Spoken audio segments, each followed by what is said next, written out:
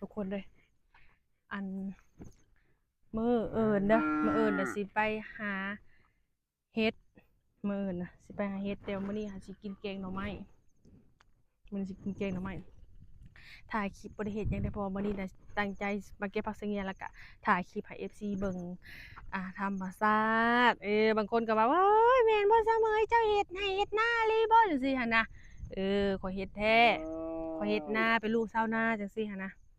เพื่อถ่ายนี่เพื่ออยากให้ FC เห็นบางทีบางคนก็เว้าให้ว่าเฮ้ยเจ้าสิไปเฮ็ดนาบ่แม่นเด้อเฮ็ดอะลีอะลอเนาะเพราะว่าเฮาเป็นลูกชาวนาถ้าเฮาเฮ็ดนาก็บ่ได้กินบ่มีข้าวกินขนาดเฮ็ดยังสิบ่มีข้าวกินเลยเฮ็ดนาก็ยังบ่มีข้าวกินเลย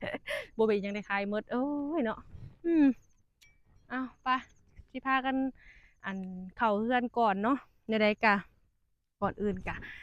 ฝากกดไลค์กดแชร์กดติดตามสาวเมยเด้อเพื่อให้สาวเมยเฮ็ดคลิปต่อไปเนาะให้มีกำลังใจให้เฮ็ดคลิปว่าซั่นๆเนาะแนวใดก็ทั้งสาวเมยเองก็สิบ่เว้าหลายยายห่างก็สิได้ขอตัวปิดคลิป